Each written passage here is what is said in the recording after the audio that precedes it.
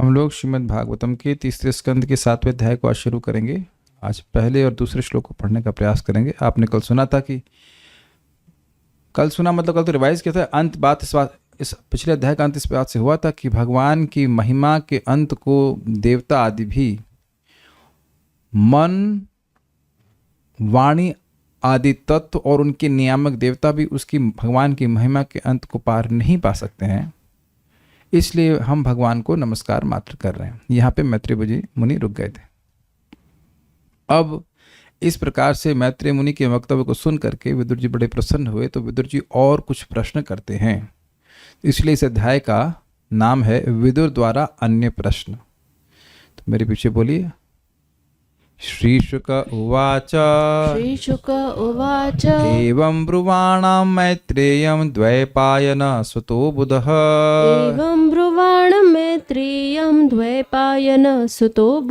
प्रीणयन्निव भारत्या विदुरः प्रत्यभाषत एवं ब्रुवाणां मैत्रेयं द्वैपायन सुतो बुधः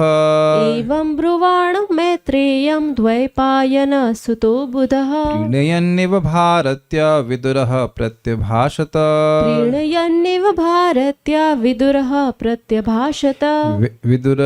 श्रीशुक उवाच एवं ब्रुवाणां मैत्रेयं द्वैपायन सुतो बुधः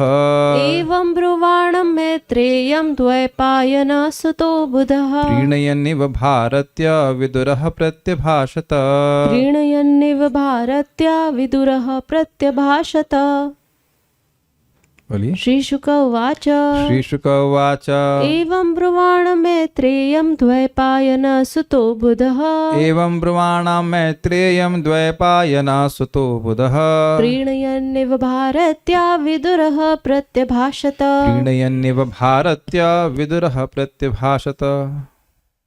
यहाँ भारत नहीं है, ध्यान देना, भारत्या है। और आपने गलत नहीं बोला, मैं बोल रहा हूँ भारत भारत सुनते सुनते मुझे भारत नहीं बोले, भारत्या है।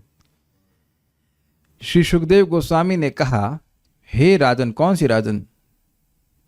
विदुर जी, परीक्षित महाराज। सुखदेव गोस्वामी जी परीक्षित महाराज से बात कर रहे हैं। हे राजन, जब महर्षि मैत्रेय इस प्रकार से बोल रहे थे तो द्वैपायन व्यास के विद्वान पुत्र विदुर ने यह प्रश्न पूछते हुए मधुर ढंग से एक अनुरोध व्यक्त किया। अभी तक आपने द्वैपायन के पुत्र के रूप में किसको सुना है? सुखदेव गोस्वामी को। इसलिए भ्रमित नहीं होइएगा। यहाँ पे क्योंकि व्यासदेव जी के पुत्र विदुर जी भी हैं, इसलिए यहाँ पे द्वैपायन के पुत्र को, द्वैपायन व्यासदेव के पुत्र विदुर जी को कहा गया है। बहुत ध्यान से सुना हो, क्योंकि हम लोग की कंडीशनिंग हो जाती है कि इस शब्द का अर्थ यही है ना। द्वैपायन का पुत्र बोलूंगा, व्यासदेव जी का पुत्र बोलेंगे तो आप क्या सोचेंगे? सुखदेव गोस्वामी। लेकिन सुखदेव गोस्वामी से विदुर जी बात नहीं कर रहे हैं। वो बात कर रहे हैं सुखदेव गोस्वामी जी मैत्रेय मुनि से बात नहीं कर रहे हैं, विदुर जी बात कर रहे हैं। तो यहाँ पे द्वैपायन सूत्र का अर्थ है विदुर जी। ठीक है। एवं इस प्रकार से मतलब भगवान का यश बोलने वाले मैत्रेय मुनि जो इस प्रकार से बोल रहे थे, इस प्रकार से ब्रुवाणाम कहने वाले मैत्रेयम महर्षि मैत्रेय महर्षि से बुधः बुद्धिमान द्वैपायन सुतः विदुर द्वैपायन व्यास के पुत्र विदुर जी भारत्य अनुरोध के रूप में, तो भारत्या का यहाँ पे अर्थ है अनुरोध के रूप में, प्रीणयन इव मानो उनको प्रसन्न करते हुए। इवा शब्द बहुत ध्यान से रखिएगा। जैसे इवा आता है तो बहुत लोग टीकाकार सोचते हैं इसके बाद इवा क्यों आया। प्रणयन मानो उनको प्रसन्न कर रहे हो, लेकिन वास्तविक रूप से वह मैत्रेय मुनि को प्रसन्न नहीं कर रहे हैं। वे टीका में आएगा क्लियर होकर। मानो उनको प्रसन्न करते हैं, ऐसे प्रत्यभाषता अर्थात व्यक्त किया, बोला। एवं ब्रुवाणाम मैत्रेयम, इस प्रकार से मैत्रेय मुनि जो बोल रहे थे उनको द्वैपायन सुतो बुधः द्वैपायन के बेटे बुद्धिमान विदुर जी ने प्रीणयन इव मानो प्रसन्न करते हुए भारत्य अनुरोध के रूप में प्रत्यभाषता कुछ कहा। क्या कहा वो अगले श्लोक में, लेकिन अभी कह रहे हैं कहा। श्रीधरी 7वें अध्याय में मैत्रेय महर्षि की बातों का अभिनंदन करके विदुर जी के द्वारा किए गए अनेक प्रश्नों का वर्णन किया गया है। मतलब इसमें अभिनंदन नहीं बताया गया है। विदुर अगले श्लोक में सीधे ही विदुर जी के प्रश्न को रख दिया गया है, लेकिन बोला गया कि अभिनंदन वाली बात यहाँ पे नहीं है, अभिनंदन करा उसके बाद प्रश्न किए, तो यहाँ पे सुखदेव गोस्वामी सीधे प्रश्न रख दिए हैं, बस ये बोल रहे हैं कि अभिनंदन किए। पीछे के अध्याय में अतते भगवल लीला इत्यादि श्लोक के द्वारा मैत्रेय महर्षि ने यह जो कहा है कि श्री भगवान माया के गुणों के द्वारा सृष्टि आदि के कार्यों को करते हैं। उन मैत्रेय महर्षि के अभिप्राय को न जानने के कारण उनको आक्षेप करके अपनी प्रार्थना रूपी वाणी के द्वारा प्रसन्न करते हुए विदुर जी बोले, मतलब भगवान की लीला, भगवान लीला मतलब भगवान अपनी लीला के द्वारा इस जगत की सृष्टि करते हैं। तो अब ये बात और क्लियर हो जाएगी चक्रवर्ती बात की टीका से, किस अभिप्राय से महर्षि ये बोल रहे थे ये नहीं समझ पाने के कारण उसमें आक्षेप कर रहे हैं। देखिए भगवान, अभी दूसरे श्लोक में अगर पढ़ के नहीं आए तो भी आप परेशान मत होइए, दूसरे श्लोक में क्लियर हो जाएगा। भगवान पूरी तरह स्पिरिचुअल है, तो वह भौतिक जगत के कार्य कैसे कर सकते हैं? तो किस अभिप्राय से महर्षि मैत्रेय बोल रहे हैं ये ना जानते हुए विदुर जी एक आक्षेप करेंगे कि ये अगले श्लोक में क्लियर हो जाएगा कि भगवान तो पूरी तरह से स्पिरिचुअल है, वह भौतिक जगत के कार्य में संलग्न कैसे हो सकते हैं। अभी देखिए नेक्स्ट वाले श्लोक में और क्लियर हो जाएगा। टीका में सारदर्शनी 7वें अध्याय में विदुर जी भगवान, जीव और भक्ति के संबंध में अन्य प्रश्न करते हैं। मैत्रेय मुनि ने यह वर्णन किया था, सा वा एतस्य संदृष्टुः शक्ति सदसदात्मिका माया नाम महाभागा ययेदं निर्ममे विभु कालवृत्त्या तु मायायां गुणमय्यां मधोक्षजः पुरुषेणात्मभूतेन वीर्यमादत्त वीर्यवान। इस श्लोक हम सुन चुके हैं पिछले अध्याय के। भगवान दृष्टा हैं और बहिरंगा शक्ति जो दृष्टिगोचर है, दृश्य है, विराट जगत में कार्य तथा कारण दोनों रूप में कार्य करती है। हे महाभाग विदुर, यह बहिरंगा शक्ति माया कहलाती है और केवल इसी के माध्यम से संपूर्ण भौतिक जगत संभव होता है। अपने स्वांश दिव्य पुरुष अवतार के रूप में परम पुरुष प्रकृति के 3 गुणों में बीज संस्थापित करते हैं और इस तरह नित्य काल के प्रभाव से सारे जीव प्रकट होते हैं। श्रीमद् भागवतम 3.5.25-26, ये पिछले अध्याय में सब हमने सुना था।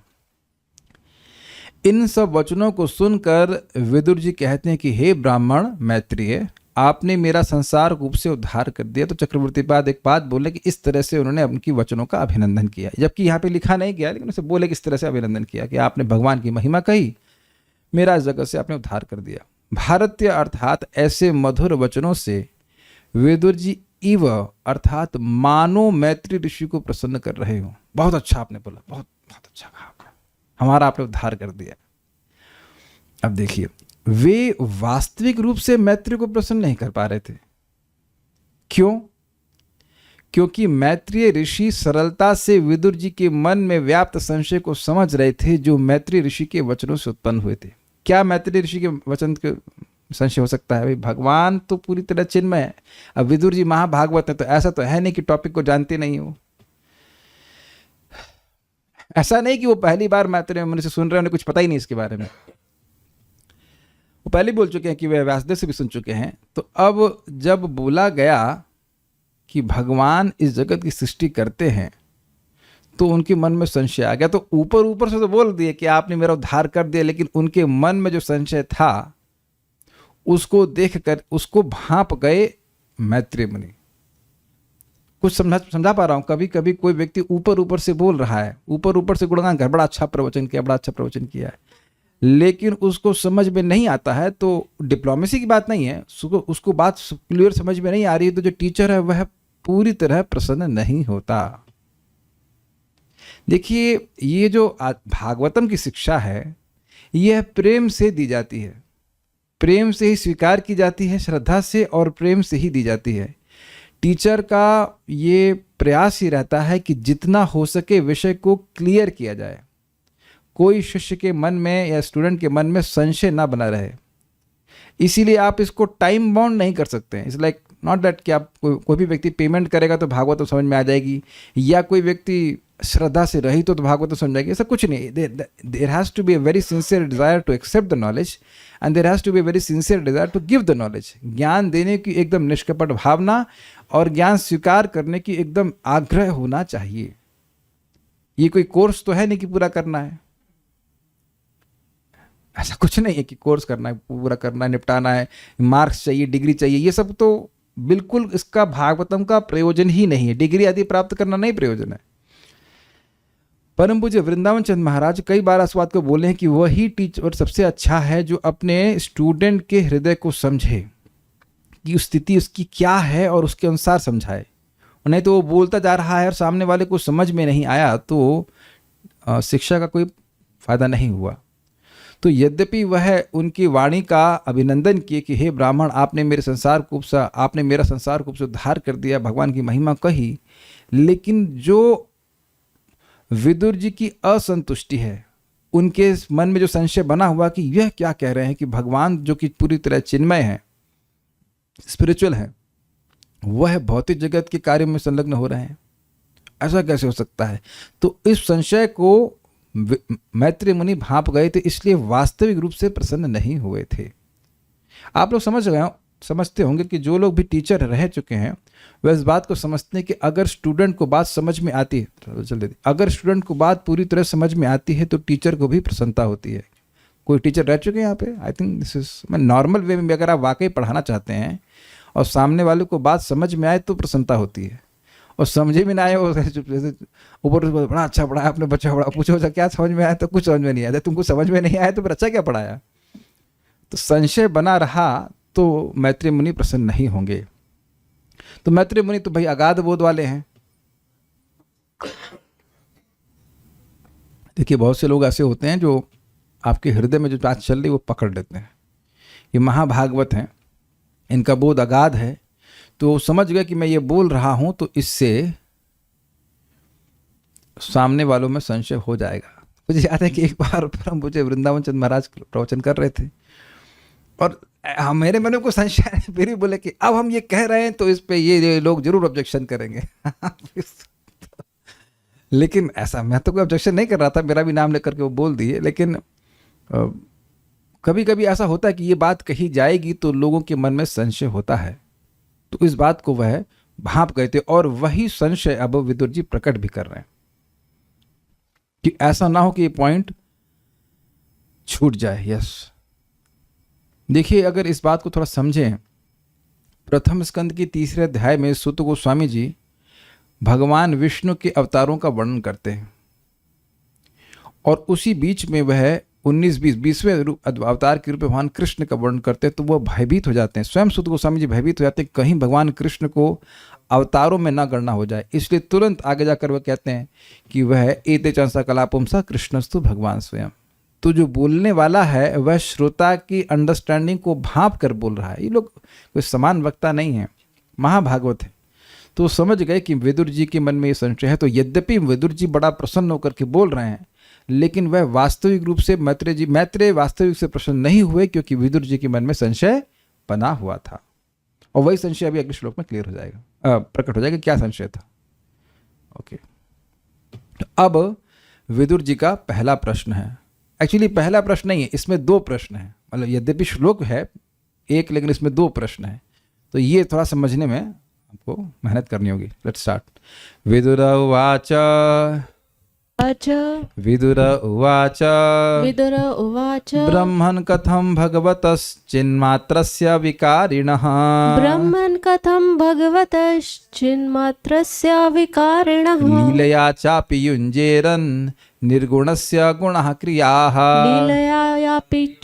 लीलया चापि युज्येरन् निर्गुणस्य गुणः क्रियाः। विदुर उवाच विदुर उवाच ब्रह्मन् कथं भगवतश्चिन्मात्रस्य विकारिणः ब्रह्मन् कथं भगवतश्चिन्मात्रस्य विकारिणः लीलया चापि युज्येरन् निर्गुणस्य गुणः क्रियाः लीलया चापि युज्येरन् निर्गुणस्य गुणः क्रियाः। ब्रह्मन् कथं भगवतश्चिन्मात्रस्य विकारिणः ब्रह्मन् कथं भगवतश्चिन्मात्रस्य विकारिणः लीलया चापि युज्येरन्निर्गुणस्य गुणः क्रियाः लीलया चापि युज्येरन्निर्गुणस्य गुणः क्रियः ब्रह्मन् कथं भगवतश्चिन्मात्रस्य विकारिणः ब्रह्मन् कथं भगवतश्चिन्मात्रस्य विकारिणः लीलया चापि युज्येरन्निर्गुणस्य गुणः क्रियाः लीलया चापि युज्येरन्निर्गुणस्य गुणः क्रियः ब्रह्मन् कथं भगवतश्चिन्मात्रस्य विकारिणः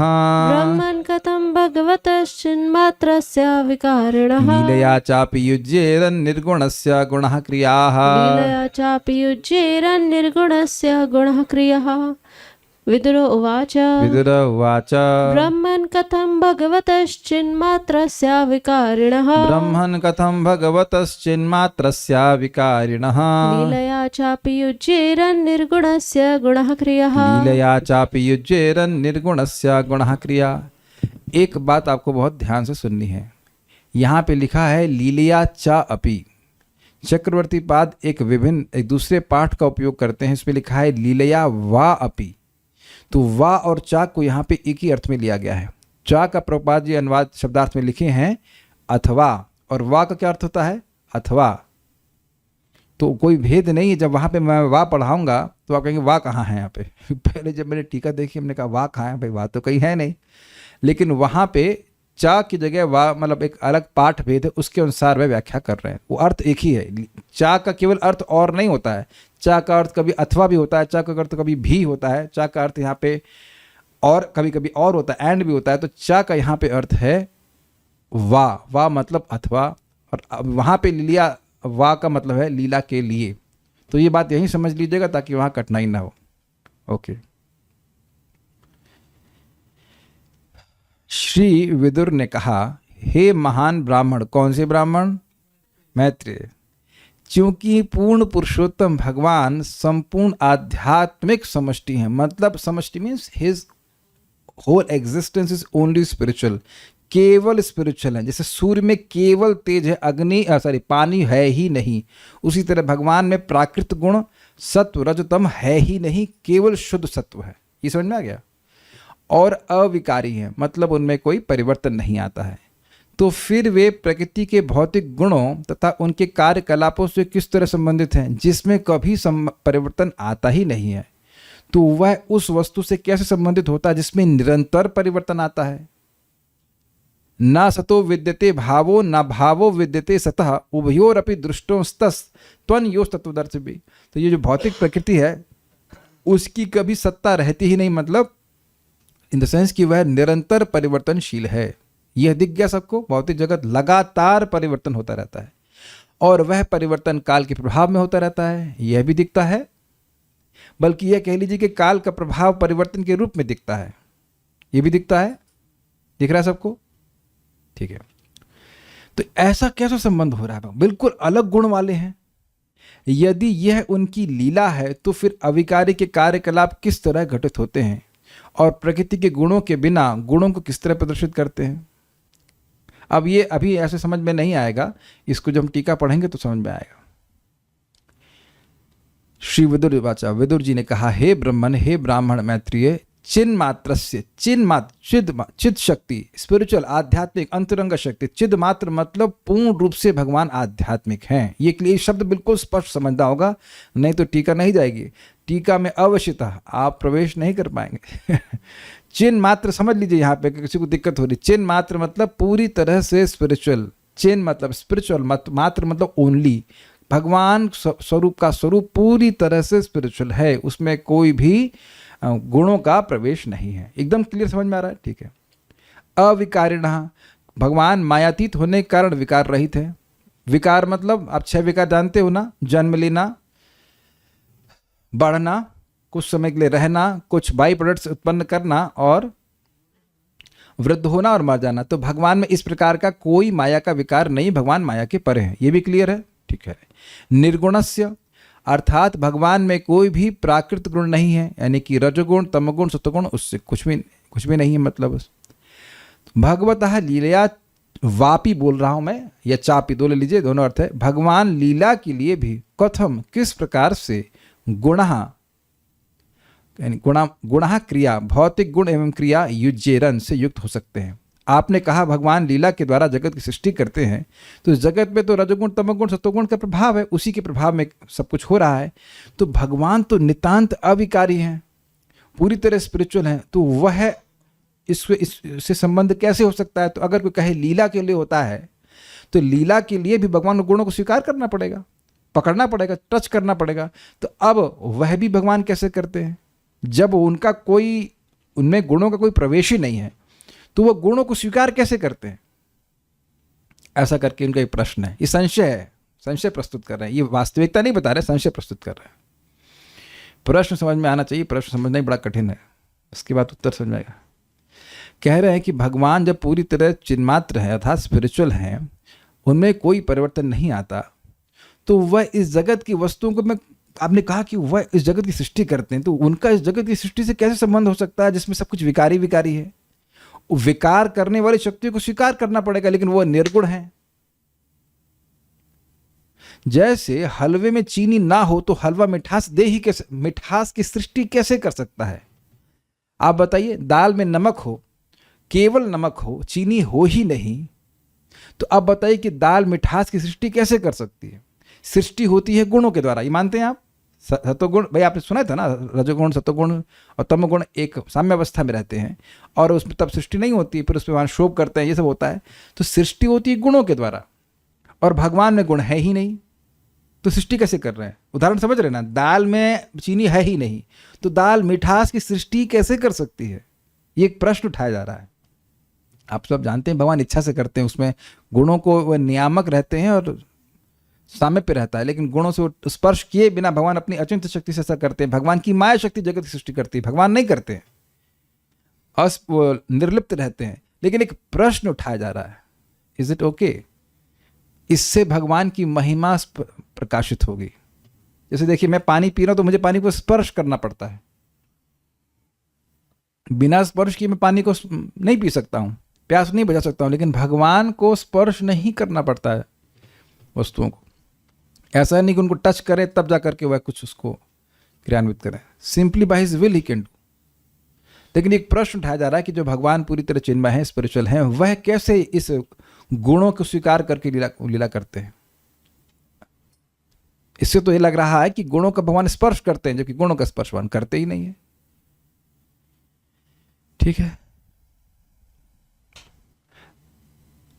श्रीधरी विदुर जी ने पूछा कि श्री भगवान तो निर्गुण हैं, अर्थात प्राकृत गुणों से रहित हैं, उनसे गुणों का संबंध कैसे हो सकता है? देखिए, जैसे ब्रह्मा जी सृष्टि करते हैं तो तमोगुण को, रजोगुण को टच करके नाश करते हैं। शिव जी क्या बोल गया मैं, रजोगुण को स्पर्श करके ब्रह्मा जी सृष्टि करते हैं, तमोगुण को स्पर्श करके शिव जी प्रलय करते हैं। तो क्या फिर भगवान विष्णु भी कैसी प्रकार से टच करते हैं? ऐसा तो हो नहीं सकता, वह तो पूरी तरह से निर्गुण है। ये बात पूछ रहे हैं। या यदि वे निर्विकार हैं तो वे सृष्टि आदि क्रियाओं को कैसे करते हैं? उन्हें कोई परिवर्तन आ ही नहीं रहा है। लीलया अगर आपको याद हो तो महतत्व आदि से सृष्टि होती है, याद ही होगा, लेकिन सृष्टि होती है उनके स्वयं के में विकार के द्वारा। महतत्व विकुर्वाणात, याद आ रहा है शब्द? महतत्व के रूपांतरण के द्वारा अहम तत्व जायते, ऐसे कहता, अहम तत्व का प्रकाशन हुआ। फिर तामसिक अहंकार में परिवर्तन हो रहा है, तो उससे फिर आता है शब्द, शब्द से आता है फिर परिवर्तन होता है, फिर उससे आता है आकाश, आकाश में रूपांतरण होता है, तो फिर आती है स्पर्श, स्पर्श से वायु। तो आप देख रहे हैं रूपांतरण के द्वारा सृष्टि हो रही है। ये समझ में आती है बात? लेकिन भगवान कैसे, भगवान तो निर्विकारी है, उनमें कोई विकार आ नहीं रहा है, तो वह सृष्टि कैसे कर रहे हैं? ये आज श्लोक बहुत विचार, बहुत ज्यादा दिमाग लगाना पड़ेगा। इस जगत में कोई भी सृष्टि होती है तो विकार के द्वारा होता है। कोई व्यक्ति किसी चीज की सृष्टि करता है तो विकार आता है, ट्रांसफॉर्मेशन आता है उसमें भी। अरे अभी श्लोक मत ढूंढिए, श्लोक तो मुझे याद है, शायद याद है, मतलब एक अंश याद है। समझने का प्रयास कीजिए। प्रधान में कुछ विकार आया, गुणों का शोभ हुआ तो विकार हुआ कि नहीं, तब आगे महतत्व आया, फिर महतत्व में काफ़ी सारी चेंजेस आए तो उससे अहंकार आया, फिर अहंकार से सात्विक अहंकार, राजसिक अहंकार, तामसिक अहंकार, और उनमें भी बहुत सारे ट्रांसफॉर्मेशन होते हैं, विकर्माणात यानी रूपांतरण होता है, तब सृष्टि होती। तो इस जगत का नियम है कि कोई वस्तु अगर किसी चीज़ की सृष्टि कर रही है तो परिवर्तन आएगा तब ना सृष्टि होगी। लेकिन भगवान में कोई परिवर्तन आता ही नहीं तो सृष्टि कैसे करते हैं? ये भगवान की अद्भुत सामर्थ्य इससे प्रकट होगा। भगवान पारसमणि की तरह करते हैं। पारसमणि लोहे को स्पर्श करती है, स्वर्ण बना देती है, लेकिन खुद परिवर्तित नहीं होती है। तो ये बात आगे उत्तरों के रूप में आएगी, लेकिन ये प्रश्न कर रहे हैं कि भाई भगवान में जब कोई विकार नहीं है तो इस जगत में सृष्टि आदि कार्यों को वे कैसे करते हैं? समझ में आ ही रहा होगा, मैं मान ले रहा हूं। लीलया इस पद के द्वारा यह बतलाया गया कि इन सबका एकमात्र प्रयोजन लीला ही है। भगवान लीला करने के लिए गुणों और क्रियाओं से संपर्क हो जाते हैं, अतएव इसमें किसी भी प्रकार का विरोध नहीं है। ये एक पॉइंट है, लेकिन अभी आगे चक्रवर्ती पाद की टीका देखिए, सारार्थ दर्शनी, ये बहुत अच्छे से समझाया गया इसमें। देखिए, चिन्मात्र भगवान द्वारा सत्व, रजस एवं तम आदि गुणों से युक्त ब्रह्मांड की रचना आदि क्रियाएं कैसे संपादित हो सकती हैं, इसकी व्याख्या मैंने भी आपको करी कि सृष्टि करने के लिए या किसी भी तत्व की वस्तु की सृष्टि करने के लिए रूपांतरण होना बहुत जरूरी है। जैसे बहुत सिंपल सी बात सोचिए, ये बोतल है, अभी बनी किससे है? आप कहेंगे स्टील, स्टील से कि लोहे से? बनी लोहे से है, लेकिन लोहे को पहले स्टील में कन्वर्ट किया। स्टील की खानें नहीं होती हैं, स्टेनलेस स्टील की खान नहीं होती। कहीं सुना है आपने स्टेनलेस स्टील खान? नहीं होती है। तो लोहा भी ऐसे नहीं है, लोहा पड़ा रहता है वहाँ पे, वो आयरन ओर कहते हैं, ओर के रूप में रहता है, उसको इसकी रिफाइनिंग होती है, फिर वो लोहा बनता है, फिर लोहे में वो कुछ भी ट्रीटमेंट करते हैं, फिर उससे स्टेनलेस स्टील बनता है, 1000 तरह की चीज़ होती है। तब उसके अच्छा ऐसा ही नहीं कि तुरंत बोतल बन जाएगी, फिर उसमें उसके बाद फैब्रिकेशन होता है, शीट्स होती है, बहुत सारा प्रोसीजर है, तब जाकर इस बोतल की सृष्टि हुई। तो आप ये समझ गए कि लोहे की खान से ये बोतल आ रही है, इसके बीच में बहुत सारे रूपांतरण हैं। क्या इसको समझने में कोई कठिनाई है? मैं नहीं समझ रहा हूँ, समझने में कोई कठिनाई है? अगर कह दे कि भोजन बनाइए, मैं कहूँ चलो ला दे शक्ति माता जी कढ़ी बनाइए, तो आप कढ़ी क्या बस दही परोस देंगे आप? दूध चाहिए, दूध से दही, दही के बाद उसमें क्या क्या होता है, उसमें मिलाते हैं और घोलते हैं, फिर उसके बाद बहुत सारी चीज़ मिलाते हैं, तब जाकर कढ़ी बनती। तो आप कोई भी चीज़ सृष्टि करते हैं तो क्या बिना रूपांतरण के कर देते हैं? ये पहले एकदम पॉइंट क्लियर कर, जब ये क्लियर हो जाएगा तो टीका समझ में आएगी। बिना किसी चेंज के सृष्टि हो ही नहीं सकती, ये ठीक है। तो अब भगवान है चिन्ह मात्र, पूरी तरह स्पिरिचुअल, वो तो एक रस है, जैसे हैं अनादिकाल से वैसे ही हैं, तो वह कैसे सृष्टि में प्रवृत्त हो सकते हैं? देखिए, पहले मैं आपको समझाता हूं होता क्या है। होता है ये कि भगवान केवल इच्छा करते हैं और उनकी इच्छा के अनुसार माया सृष्टि करती है, इसलिए भगवान अपरिवर्तनशील ही रहते हैं। मैं उत्तर पहले बता देता हूं ताकि प्रश्न समझ में आ जाए, है ना। भगवान केवल इच्छा करते हैं, देखते हैं कि भाई माया सो रही है, माया उनकी इच्छा से माया जग जाती है और माया कार्य कर लेती है। वो ईक्षण करता है, वह कुछ करते नहीं है, वो खुद से कड़ी नहीं बनाते, वो खुद से कुछ नहीं करते हैं, इसलिए वो यथावत ही रहते हैं। ये उसका मैं उत्तर पहले बता दे रहा हूं ताकि कंफ्यूजन नहीं हो। क्लियर समझ में आ रहा है? तब तो कई बार सृष्टि तत्व आपने सुन लिया है। इच्छानु क्या है श्लोक?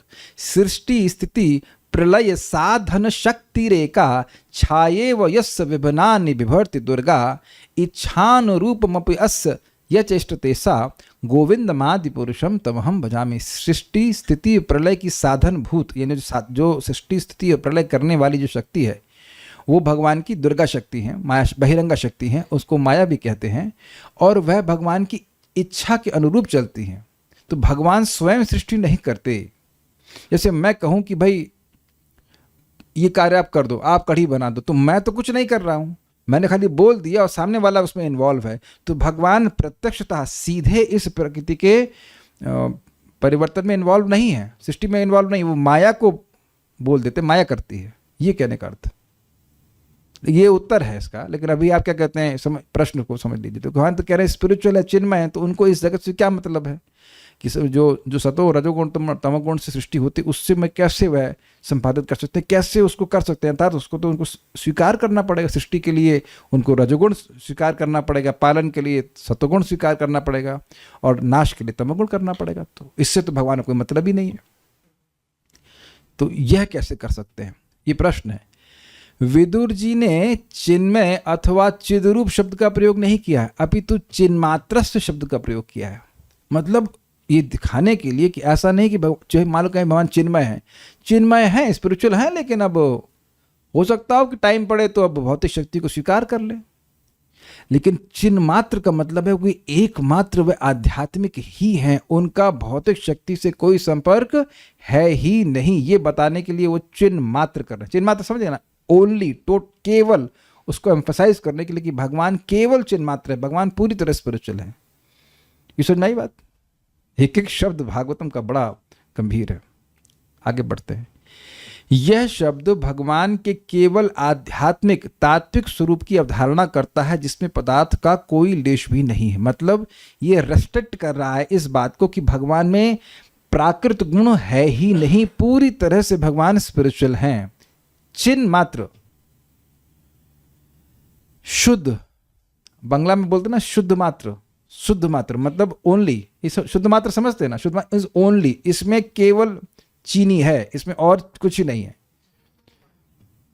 चिन्मय मात्र कह सकते हैं। हाँ, मतलब चिन्ह मात्र का मतलब स्पिरिचुअल, चिन्ह मतलब चित्त शक्ति, चित्त मात्र बिल्कुल स्पिरिचुअल है, उसमें कुछ भी और प्राकृत गुणों का प्रवेश होना संभव ही नहीं है। ये चिन्ह मात्र का आशय है।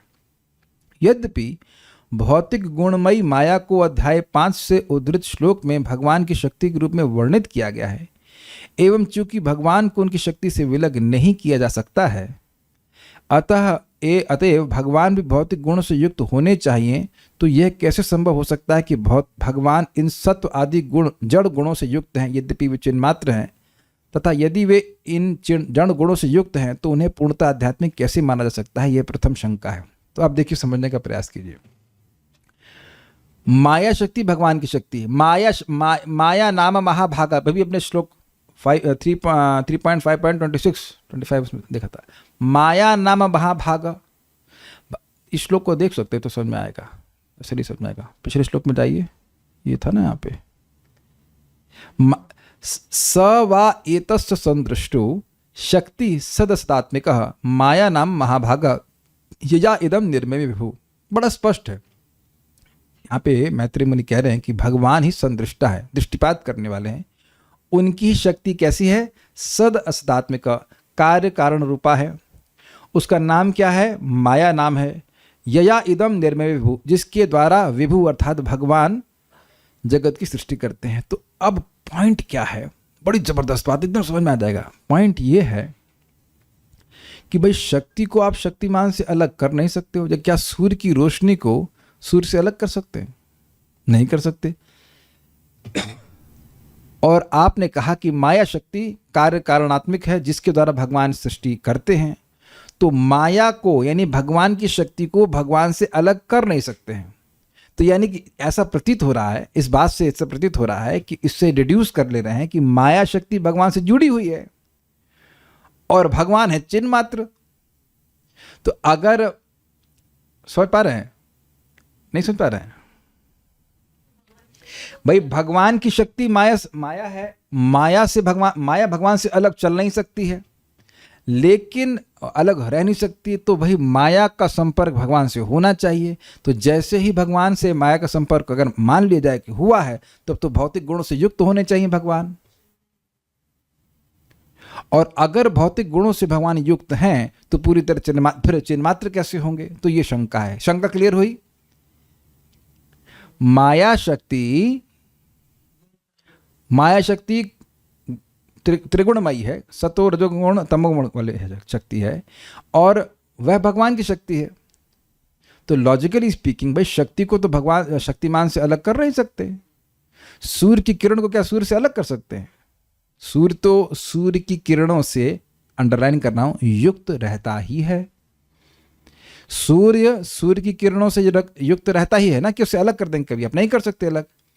तो माया को आप भगवान से अलग कैसे कर सकते हैं?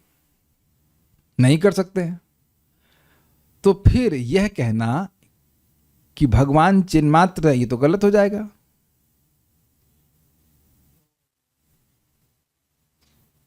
तो अगर भगवान चिन्ह मात्र हैं, स्पिरिचुअल है पूरी तरह से, तो वह माया से जुड़े कैसे हैं? और अगर माया से नहीं जुड़े तो माया शक्ति किसकी है? आपने कहा कि माया भगवान की शक्ति है, तो शक्ति को भगवान से अलग नहीं कर सकते हैं। वैसे मैं आपको थोड़ा और क्लियर कर रहा हूँ। देखिए, जैसे आप लोग की छाया को आपसे कोई अलग कर सकता है, लेकिन आपकी छाया में और आप में बहुत भिन्नता है कि नहीं, एकदम स्पष्ट समझाएगा ब्रह्मा जी की उक्ति जो मैंने अभी कोट किया था, छाये वो यस विभिन्नानि विवर्ते दुर्गा। आप कितने हैं अपनी छाया में, प्रश्न अगर मैं करूं तो छाया में हम। अच्छा, यह बता दीजिए कि क्या आपकी छाया आपसे अलग चल सकती है? नहीं। तो आपकी छाया आपसे अलग नहीं हो सकती है, लेकिन आप अपनी छाया में बिल्कुल नहीं है। छाया आप पर आश्रित है, लेकिन आप अपनी छाया में नहीं है। क्यों राजकुमार प्रभु, समझ में आ रहा है? आप भोजन के लिए आइए और मैं आपकी छाया में कुछ दाल चावल अर्पित करूं तो आप कहेंगे ये क्या कर रहे हैं? ऐसा होता है कोई कि छाया खिलाए कोई व्यक्ति? तो हम अपनी छाया से अलग हैं, लेकिन छाया हमसे अलग नहीं है। अब तो क्लियर समझ में आ रहा है ना? हम शंकाओं का समाधान यही करते रहे, नहीं तो लोग परेशान हो जाएंगे, शंका भी समझ में नहीं आएगी।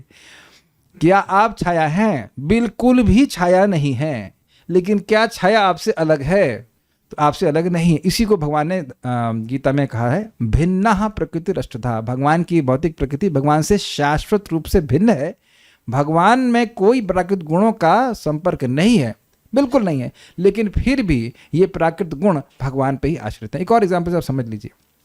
यद्यपि मैं सूर्य की किरण का एग्जाम्पल ले रहा था आप लोगों को कंफ्यूज करने के लिए, जानबूझ करके, लेकिन देखिए उदाहरण दिया जा रहा है। सूर्य की किरण तो सूर्य से अलग नहीं हो सकती, भगवान की अंतरंग का शक्ति है, ठीक है।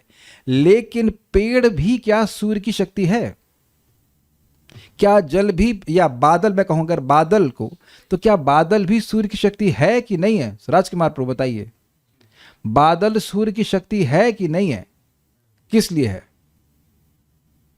बादल की सृष्टि, बादल की सत्ता पूर्णतः सूर्य पर आश्रित है, लेकिन बादल और सूर्य में स्वरूपतः कितना बड़ा भेद है। सूर्य ना हो तो बादल नहीं हो सकता है कि नहीं?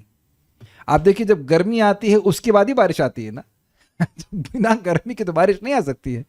तो आप समझ सकते हैं कि सूर्य के बिना बादल की कोई आप सत्ता बात ही नहीं कर सकते, लेकिन स्वरूप में बहुत भेद है। लेकिन सूर्य की किरण और सूर्य में भेद नहीं है, मतलब गुणात्मक रूप से।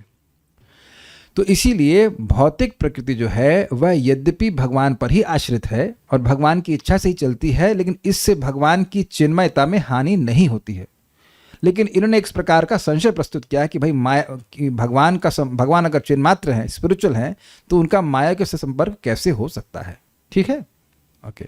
हम शंका के निवारण करते हुए चल रहे हैं, तो शंका थोड़ी समझ में आएगी। समझ में आ गई ना पहली शंका? उसके बाद कहते हैं विकार का हेतु काल है। कोई ट्रांसफॉर्मेशन को रूपांतरण हो रहा है तो वो काल के द्वारा हो रहा है। यह भी आपने देखा था कि पहले भगवान ने प्रधान के ऊपर वो है दृष्टिपात करते हैं, फिर उसमें काल शक्ति और जीव शक्ति को डालते हैं। उसके बाद काल शक्ति के प्रभाव में, यानी एक के बाद एक समय जैसे बीतता जाता है वैसे वैसे आगे रूपांतरण होता है। तो विकार के लिए काल जरूरी है, ये भी क्लियर है, तो कठिनाई नहीं होना चाहिए किसी का। मान लीजिए पढ़ने गए कहीं, डिग्री प्राप्त की, तो एक विकार आया ना आप में, डिग्री रहित से डिग्री सहित। ये विकार हुआ कि नहीं हुआ? बेरोजगार से रोजगार, ये हो गया, ट्रांसफॉर्मेशन हो गया कि नहीं? उसके बाद युवा से वृद्ध, बच्चे से युवा। तो इन सब में क्या काल के बिना कोई विकार आ सकता है? तो ये कह रहे हैं कि विकार का हेतु काल है, जो गुणों का ही धर्म है, मतलब प्राकृतिक गुणों का। तो क्यों काल और गुणों का संबंध है, आध्यात्मिक जगत में काल का प्रभाव नहीं होता। तो क्योंकि भगवान चिन्मात्र हैं इसलिए अविकारी हैं, वो स्पिरिचुअल है। स्पिरिचुअल व्यक्ति का कभी कोई परिवर्तन नहीं होता। तो किस प्रकार वे विकार प्रकट करने वाली क्रिया कर सकते हैं, अर्थात काल को भी किस प्रकार से वह, काल की क्रियाओं से इनका संबंध क्या हो सकता है? और यदि वे ऐसी क्रियाएं करते हैं तो वे अविकारी कैसे हो सकते हैं? ये द्वितीय शंका है। तो बिल्कुल स्पष्ट है, भगवान गुणों से रहित है, चिन्मात्र हैं, लेकिन गुण उनकी शक्ति है, तो कैसे वह उन गुणों से अछूते रह जाते हैं? ये बात अगर उसी शंका को पैराफ्रेज करो, यहां पर कह रहे हैं कि विकार का हेतु काल है और भगवान अविकारी हैं क्योंकि वे चिन्मात्र हैं, उनमें कोई परिवर्तन नहीं आता। तो वह ऐसी क्रियाओं में संलग्न कैसे हो सकते हैं जहां पे विकार आ रहा हो? इस जगत में विकार के अलावा देखते ही क्या है? ठीक है, तो ये दो शंका है। यदि कोई यह कहता है कि गुण और क्रिया का भगवान के लिए योग्य होना असंभव है, मतलब प्राकृतिक गुण और प्राकृतिक क्रिया, परंतु भगवान की स्वतंत्र लीलाशीलता के कारण ऐसा संभव है, तो इस पर कहते ही लीलया वा, अर्थात लीला के लिए। वाग वहां पर चा सुना था आपने, तो चा को आप वा से रिप्लेस कर देना, ये पाठभेद है।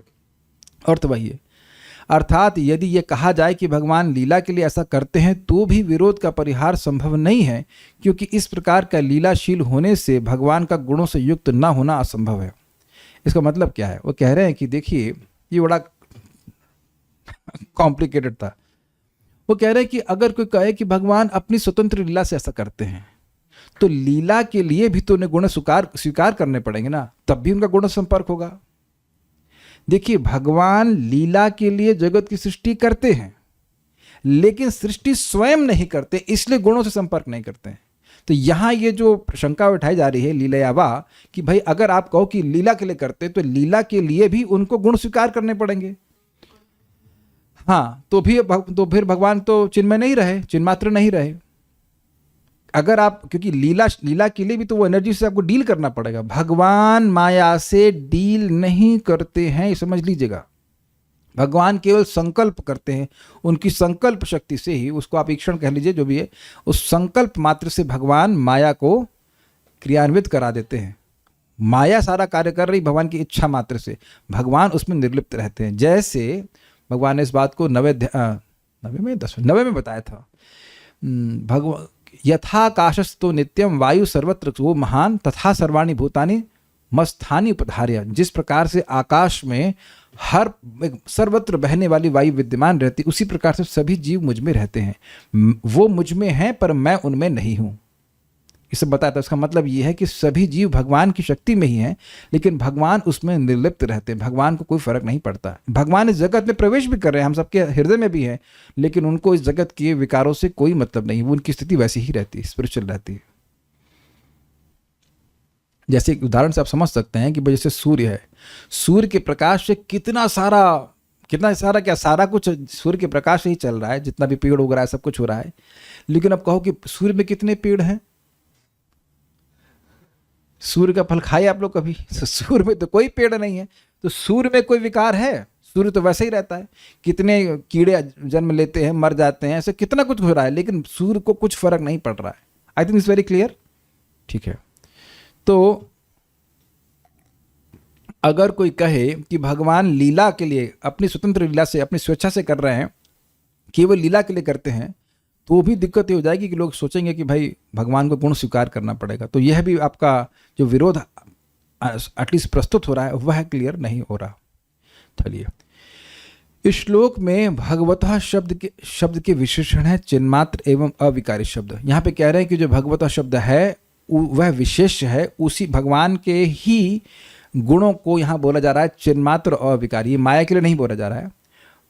चिन्मात्र शब्द भगवान के विशेषण के रूप में बोल रहे हैं, अविकारी शब्द भी भगवान के विशेषण के रूप में बोल रहे हैं। क्यों? भगवान एक आसेदम अग्रह, केवल भगवान ही सृष्टि के पूर्व विद्यमान थे। श्रीमद् भागवतम 3.5.23। अब यह क्यों कोट कर दिया भाई? देखिए, जब तक सृष्टि नहीं होती है तब तक कोई भी गुण एक्टिव नहीं होता, ये क्लियर? तो इससे पहले जिसकी भी सत्ता थी वो चिन्मात्र सत्ता ही होगी। हम पहले भी सुन चुके हैं, कई बार सुन चुके हैं, अहम एवासम एवाग्रे नान्यद यद सतसत्परम। जब ये कार्य कारण ये भौतिक जगत नहीं था, भगवान कहते तब मैं था। तो जो भी कार्य कारण जगत में है वह चिन्मात्र नहीं है, वह प्राकृत गुणों से बना है, रजगुण तमगुण सतगुण से बना है। और इसमें यहाँ पे बताया गया 3:5-23 में कि भगवान इस सृष्टि के पहले थे। तो भगवान इस सृष्टि के पहले हैं, इसका मतलब है कि भगवान की सत्ता चिन्मात्र है। तो ये चिन्मात्र शब्द है, ये भगवान का ही विशेषण बताया गया, ऐसा नहीं किसी और का विशेषण आप कह लो कि ब्रह्म का कह लो, सकल नहीं, चिन्मात्र जो है भगवान का बोल रहे हैं। अच्छा, मैत्रेय मुनि भी भगवान का उल्लेख बाद में इसी अध्याय में सेयम भगवतो माया सहित करेंगे। श्रीमद् भागवतम 3.7.9। कोई यह भी नहीं कह सकता है कि भगवान तो चिन्मात्र हैं, परंतु उनके भोग अर्थात ऐश्वर्य चिन्मात्र नहीं है। कोई कह सकता है कि भगवान चिन्ह मात्र हैं, लेकिन उनके जो ऑपुलेंस है, उनकी ज्ञान शक्ति और उनकी जो और कार्य की शक्ति, वो सब मटेरियल, उससे भगवान सृष्टि करते हैं। यह भी आप नहीं कह सकते, क्योंकि विष्णु पुराण में कहा गया है कि भगवान का अर्थ है भग, अर्थात अप्राकृत ऐश्वर्य को धारण करने वाले। ऐसे वो छूट गया। ज्ञान शक्ति बल ऐश्वर्य वीर्य तेजांश अशेषतः भगवत शब्द वाच्यानि विना हेयर गुणादिभीर। भगवान शब्द का अर्थ है असीमित ज्ञान, इंद्रिय शक्ति, शारीरिक शक्ति, नियंत्रण शक्ति, ऐश्वर्य एवं सौंदर्य जो हीन गुणों से रहित हो। तो यहाँ पे भग का अर्थ है उसमें प्राकृत गुण कोई नहीं है। जब कह रहे हैं ज्ञान तो मतलब प्योर स्पिरिचुअल ज्ञान, बल मतलब स्पिरिचुअल बल, हमारे तरह मर्शल का बल नहीं जो आज है कल गायब हो जाएगा, और है भी कितना। तो भगवान की जितनी भी भग और ऐश्वर्य हैं, भग मतलब ऐश्वर्य हैं, वह सब पूर्णतः स्पिरिचुअल है। ठीक, तो आप यह नहीं कह सकते, या कोई व्यक्ति ये नहीं कह सकता कि भगवान स्पिरिचुअल हैं लेकिन उनकी जो शक्तियां हैं वो मतलब भग जो हैं वह जो है मतलब मटेरियल हैं, उससे भगवान सृष्टि करते हैं, यह भी नहीं कहा जा सकता। उसके बाद कहते हैं देह देही विभागो, यम होना चाहिए, अत्र नहीं होता। अलग कोट क्या है, देह देही विभागो यम नेश्वरे विद्यते क्वचित। देह और देही का विभाजन ईश्वर में कभी नहीं होता। ये क्यों कोट कर रहे हैं वो नोट्स क्लियर हो जाएगा। भगवान के गुणों को उनसे अलग कभी भी नहीं किया जा सकता, इसलिए भगवान के गुण भी पूर्णतः चिन्मय ही होते हैं। तो ये श्लोक यानी कोट कर दिया कि जैसे भगवान चिन्ह मात्र हैं, स्पिरिचुअल हैं, ऐसे ही भगवान के नाम, रूप, गुण, लीला आदि सभी स्पिरिचुअल हैं। तो आप लोग पहली बार नहीं सुन रहे हैं, कई बार सुन चुके हैं, इसलिए कोई इस प्रकार का भेद भी ना करे कि भगवान कोई भौतिक गुण से युक्त है और उस कारण से उस गुणों के द्वारा वह जगत की सृष्टि करते हैं। ये गलत है। भगवान के जो भी नाम हैं, उनके गुण हैं, वह सब स्पिरिचुअल हैं। ये भागवतम भगवान के गुणों का ही वर्णन है, इसलिए जब हम श्रीमद् भागवतम को सुनते हैं ना भी समझ में आए, हम चिन्ह मात्र वस्तु का सेवन कर रहे हैं, स्पिरिचुअल वस्तु का सेवन कर रहे हैं। और इसी कारण से धीरे धीरे हमारे सारे तमोगुण, रजोगुण सब नष्ट, यहाँ तक कि सतोगुण भी नष्ट हो जाता है। ये तो समझते होंगे आप। हरे कृष्ण मंत्र बोल रहे हैं, भगवान का प्रसाद है, भगवान की कोई भी बात है वह पूरी तरह से स्पिरिचुअल होती है। भगवत संबंधी जो भी बात है वह गुणों से स्पृष्ट नहीं होती। ये तो समझ में आ रहा होगा, मैं को पहली बार था ना बोल रहा हूँ। आप हरे कृष्ण बोल रहे हैं, आप नाम उच्चारण कर रहे हैं, भगवान की कोई बात कर रहे हैं, कुछ भी भगवत संबंधी कार्य कर रहे हैं, वह निर्गुण होता है। भगवान का मंदिर भी निर्गुण होता है। आप लोग ऐसे देखते हो तो मैं डर जाता हूँ, ऐसा लग रहा है मैं कोई नई बात बोल रहा हूँ। Is it understandable? ये तो कठिन बात नहीं है, कोई नई बात नहीं कह रहे ना। एकदम शांत सब लोग, चुप। क्या यह भी नई बात बोल रहा हूँ? नई बात नहीं है ना। भगवान के संबंध में जो भी बात होती है वह प्राकृत नहीं होती है। कोई नई बात तो नहीं कह रहा हूँ। नहीं लग रही हो तो पता नहीं, फिर आप लोग को बहुत रुचि हो गई, लगता है हर बात आपको नई नूतन लग रही है, लेकिन इट इज़ नथिंग। अब मैं पूछूं अगर भगवान का प्रसाद दिव्य है तो आप मानते हैं ना। तो भगवान का प्रसाद है, भगवान का रूप है, भगवान का मंदिर है, भगवान के भक्त, जो कुछ भी भगवान के संबंध में है, कथा है, वह सब निर्गुण होती है। ये होता है, अगर नहीं पता है तो ये भी चल गया होगा पता। अतः भग शब्द यह इंगित करता है कि 6 महागुण विशुद्ध रूप से आध्यात्मिक हैं एवं सत्वादी भौतिक गुणों का रूपांतरण नहीं है। जैसे हमारे शरीर में अगर कोई हमारे पास कोई ज्ञान आता है सामान्यतः, तो क्या होता है, वो हमने अर्जित किया है, गुणों के प्रभाव में अर्जित करते हैं, फिजिक्स, केमिस्ट्री, बायोलॉजी जो कुछ भी पढ़ रहे हैं, समझ रहे ना बात। लेकिन भगवान का ज्ञान पूरी तरह से स्पिरिचुअल है, वह प्राकृतिक गुणों के द्वारा उत्पन्न नहीं है। ये तो समझ में आ रहा है ना। भगवान का बल, भगवान का धन, घर इत्यादि जो कुछ भी है वो पूरी तरह स्पिरिचुअल है, उसमें सतोगुण रजोगुण का मिश्रण नहीं है। ये बात बोल रहे हैं। भगवान के ऐसे गुण ही उनके स्वरूप लक्षण अर्थात मुख्य गुण हैं, तथा यह कहना कि भगवान के गुण तटस्थ लक्षण अर्थात गौण यानी सेकेंडरी गुण हैं क्योंकि वे भौतिक हैं, पूर्णतः गलत है। सब भगवान के स्पिरिचुअल गुण हैं। यह कहना युक्त है। अब क्या कहना चाहिए समझ लीजिए। यह कहना युक्त है कि इंद्र माया से युक्त है और माया की शक्ति से इंद्र एक बैल बन जाता है, तो इसका अर्थ है कि इंद्र द्वारा स्वयं निर्मित एक बैल का आभास होता है। तथा इसी प्रकार यह कहने पर कि सेयम भगवतो माया अर्थात भगवान माया से युक्त हैं एवं इस कारण भगवान माया के उपयोग से ब्रह्मांड बन जाते हैं, तो इसका अर्थ है कि भगवान का विराट रूप माया नहीं होना चाहिए, माया द्वारा निर्मित है परंतु भगवान नहीं है। कहने का अर्थ है कि कहना ये होगा कि भगवान तो पूरी तरह स्पिरिचुअल है, लेकिन शाश्वत रूप से उनकी एक माया शक्ति है जो कि त्रिगुणात्मक है, सदसदात्मिक है, कारण कारण रूपा है, और वह उनकी इच्छा से जगत की सृष्टि करती है।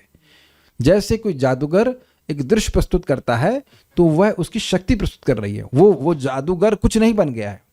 तो ये जगत भगवान नहीं है, लेकिन भगवान से अलग भी नहीं है। क्या कहते हैं हम लोग, अचिंत भेद अभेद तत्व। जगत स्पिरिचुअल नहीं है, लेकिन अब भगवान से अलग भी नहीं है। जैसे कि सूर्य और बादल में कितना बड़ा भेद है, बहुत बड़ा भेद है, लेकिन बादल की सत्ता सूर्य पर आश्रित है तो अभेद भी है। आई थिंक तो बहुत क्लियर हो गया होगा। ठीक है, तात्पर्य जैसा कि पिछले अध्याय में वर्णन हो चुका है, परमात्मा अर्थात परमेश्वर तथा जीवों में अंतर यह है कि विराट जगत को उत्पन्न करने में भगवान के कार्यकलाप उनकी विविध शक्तियों के द्वारा संपन्न होते हैं। इसे कहते हैं शक्ति परिणामवाद। भगवान में कोई विकार नहीं आता, उनकी शक्तियों में परिणाम विकार आता है। प्रधान भगवान की शक्ति है कि नहीं, सारे गुण भगवान की शक्ति हैं, वह वैसे ही रहते हैं, लेकिन उनकी जो इंद्रिय, उनकी जो शक्तियाँ, उनमें ट्रांसफॉर्मेशन आता है। मेरे मन में बड़ा ये डाउट आता था कि भगवान तो पूरी तरह स्पिरिचुअल है। जब हम कहते हैं कि जन्माद अस्यतः, इस जगत का जन्म आदि भगवान से ही होता है, तो भौतिक शक्ति भगवान से कैसे आई, ये मन में आता था। लेकिन बात आने की नहीं है। आप जानते ही हैं 5 तत्व हैं, ईश्वर, जीव, प्रकृति, काल और कर्म। तो जो प्रकृति है वह भी शाश्वत है, वह शाश्वत रूप से भगवान से अलग ही है। जैसे हम लोग भगवान के शाश्वत अंश हैं, ऐसा नहीं कि किसी में कट करके हम लोग आ गए, ऐसा नहीं है। शाश्वत रूप से हम भगवान के अंश हैं। उसी प्रकार से शाश्वत रूप से माया जड़ है और भगवान की शक्ति है, और उसी के परिवर्तनों के द्वारा जगत की सृष्टि होती है। इसे कहते हैं शक्ति परिणामवाद। ये तो इजी होगा समझने में। I hope this is very easy. भगवान में कोई परिवर्तन नहीं आता, ठीक है, किंतु यह जगत जीवों को मोहग्रस्त करने वाला होता है। इसलिए भगवान शक्तियों के स्वामी हैं, जबकि जीव उनके अधीन रहते हैं। विदुर दिव्य कार्यकलापों के विषय में विविध प्रश्न पूछकर इस भ्रांत धारणा को स्पष्ट कर रहे हैं कि जब भगवान पृथ्वी पर अपने अवतार के रूप में प्रकट होते हैं या अपनी समस्त शक्तियों समेत स्वयं प्रकट होते हैं, तो वे भी सामान्य जीव की तरह माया के द्वारा प्रभावित होते हैं क्या? जोड़ लीजिएगा। सामान्यतः यह उन अल्पज्ञ दार्शनिकों की धारणा है जो भगवान तथा जीवों के पद को एक स्तर का मानते हैं। विदुर तो महर्षि मैत्रेय को इन तर्कों का खंडन करते सुन रहे हैं। इस श्लोक में भगवान को चिन्मात्र या पूर्णतया आध्यात्मिक बतलाया गया है। भगवान में अनेक अद्भुत वस्तुओं को, चाहे वे नश्वर हों या स्थायी हों, उत्पन्न करने तथा प्रकट करने की असीम शक्तियां हैं। Means he can manifest spiritual world and he can manifest material world. चूंकि यह भौतिक जगत उनकी बहिरंगा शक्ति की सृष्टि है, अतएव यह नश्वर प्रतीत होता है। यह विशेष अंतरालों के बाद प्रकट होता है, कुछ काल तक स्थित रहता है और पुनः विलय होकर उनकी निजी शक्ति में संरक्षित हो जाता है, मतलब लीन हो जाता है, प्रलय होता है। जैसा कि भगवद गीता में वर्णन हुआ है, भूत्वा भूत्वा प्रलय थे। किंतु उनकी अंतरंगा शक्ति की सृष्टि आध्यात्मिक जगत भौतिक जगत की तरह नश्वर न होकर नित्य है और दिव्य ज्ञान, ऐश्वर्य, शक्ति, बल, सौंदर्य तथा यश से पूर्ण है। देखिए, समझने का प्रयास कीजिए। भगवान का सौंदर्य वह नहीं जैसे इस जगत में देखते हैं। हम अभी जो भी कल्पना कर रहे हैं कि भगवान ऐसे सुंदर होंगे, भगवान वैसे सुंदर नहीं हैं। Is it clicking? जो लोग भक्ति नहीं करते वह नहीं समझ पाएंगे कि हरे कृष्णा भक्त करते क्यों हैं, क्योंकि उनको ये हरे कृष्णा जड़ शब्द लगता है। एक्चुअली स्पिरिचुअल का तो कोई डायमेंशन ही जीवन में नहीं है। मैं समझा पा रहा हूं इस बात को? जब भक्त लोग भगवान को प्रसाद, मतलब भोग अर्पण करके प्रसाद ग्रहण करते हैं, तो भौतिकतावादी लोग कहेंगे इसमें और अन्य भोजन में अंतर क्या है? क्या आप लोग ने ऐसा कभी ऑब्जेक्शन फेस किया है? क्या ही होगा कि भाई इसमें अंतर क्या है, ये तो वही लग रहा है देखने में। क्या तुम्हारी रोटी कुछ कम हुई? क्या नमक कुछ इसमें कम बढ़ा हुआ? कुछ भी तो नहीं। तो वह ये नहीं समझ पा रहे कि स्पिरिचुअल चीज क्या है, और अब जड़ इंद्रियों से हम समझ भी नहीं सकते। कई बार आपने सुना होगा कि भगवान के अंगों की उपमा कमल से दी जाती है, लेकिन कमल तो सूखने वाला है, तो क्या भगवान के चरण भी सूख जाते हैं धूप में? आप देखिए, कमल को आप सुबह अर्पित कीजिए, शाम तक पूरा सूख जाता है, बिल्कुल काला पड़ जाता है। तो भगवान भी इसी तरह से काले हो गए हैं। तो किसी प्राकृत वस्तु की धारणा कर वो एक काम चला जाता है, लेकिन प्राकृत वस्तु से, यानी मटेरियल वस्तु से बिल्कुल अलग भगवान की सत्ता है, और वह भजन करने से, भक्ति करने से प्रकाशित होती है। क्योंकि भक्ति भगवान की अंतरंग शक्ति है, उसको भौतिक इंद्रियों से नहीं समझ सकते। भगवान की शक्तियों की ऐसी अभिव्यक्तियां शाश्वत होती हैं, मतलब आध्यात्मिक जगत इटर्नल है, और निर्गुण कहलाती हैं, अर्थात वे भौतिक प्रकृति के समस्त गुणों के प्रभाव से, यहाँ तक कि सत्वगुण से भी मुक्त होती हैं। अर्थात आध्यात्मिक जगत में ऐसा नहीं कि केवल सत्वगुण है। सत्वगुण, रजगुण, तमगुण ये तीनों ही भौतिक हैं, और सत्वगुण का भी अभाव है आध्यात्मिक जगत में। वहाँ पे विशुद्ध सत्व, उससे सारा कुछ प्राकट्य होता है।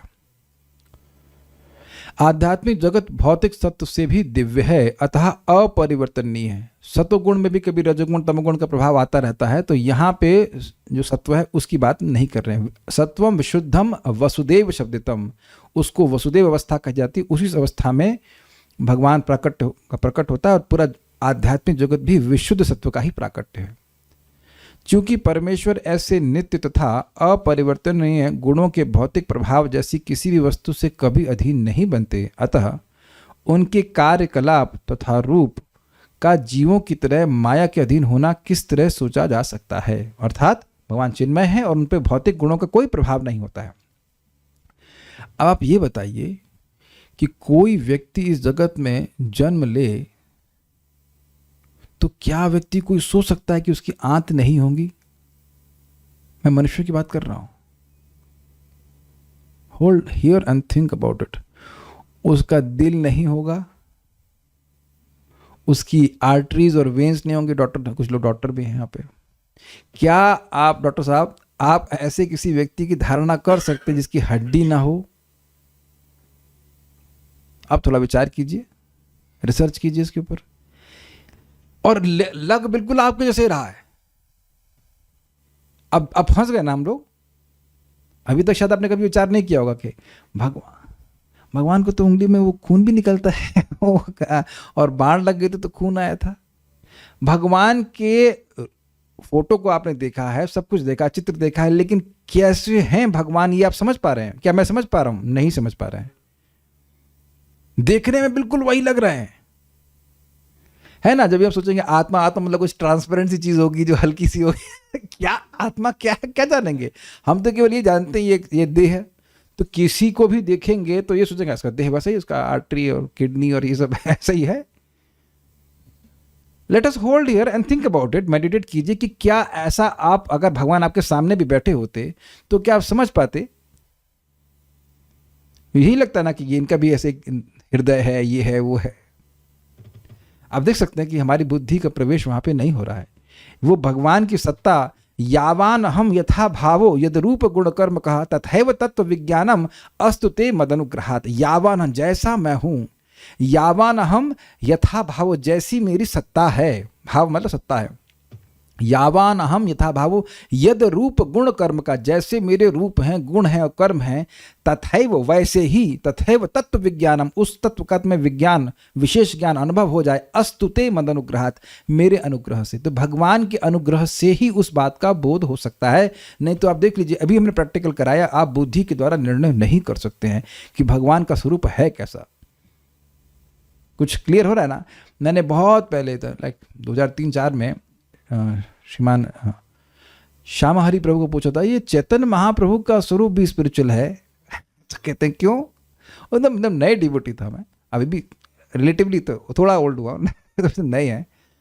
तो अब पॉइंट क्या है कि महाप्रभु के शरीर से खून बहता हुआ दिख रहा है, अष्ट सात्विक विकार हैं, और कभी कभी उनके अंग जो अंदर घुस जाते हैं कछुए की तरह, कभी लंबे हो जाते हैं। तो अब यहाँ तक कि क्या नाम है उनका, सार्वभौम भट्टाचार्य उनको उठाए हैं अपने हाथों से, सामने देख रहे हैं, बात कर रहे हैं महाप्रभु से, यानी साक्षात भगवान से बात कर रहे हैं, लेकिन ये समझ नहीं पा रहे। उनको एक सामान्य सन्यासी मान रहे थे।